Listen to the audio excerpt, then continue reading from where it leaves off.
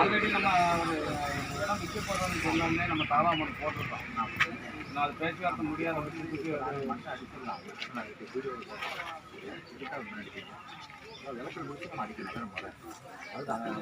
Fix பண்ணியாச்சு. Fix பண்ணதுக்கப்புறம் அவனும் அப்ஜெக்ஷன் சொல்லலை. அதனால் செய்யறது ஒன்றும் இல்லை.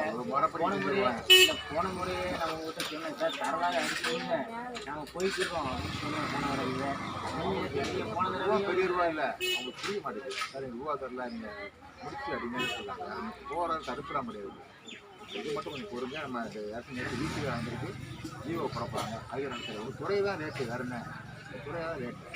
மற்றபடி நம்ம சென்னையில் நம்ம கைத்தார் தாலுகா நாகராஜ் கேட்டு இப்போ 2 மாதம் ஆச்சு. நிலமே வாங்கி கொடுத்துட்டாங்க. நேரடியாக கலெக்டர் இன்வால்வ் ஆனார், பேசினார். அவர் வில்லிங்கில் இருக்கிறாருன்னு அவர் என்ன செஞ்சுன்னா ஒரு பஞ்சாயத்து போர்டு கூட செக்மெண்ட் கூட இருக்கலாம். ரேட் ரொம்ப கம்மியாக இருக்குது. நம்மளே கூட என்ன செஞ்சிடலாம். அதை அவர் ஏதாவது காமராஜ் நிலைக்கு போகிறதுக்கு தான் காரணம் என்னன்னு ராஜ்பால் சார்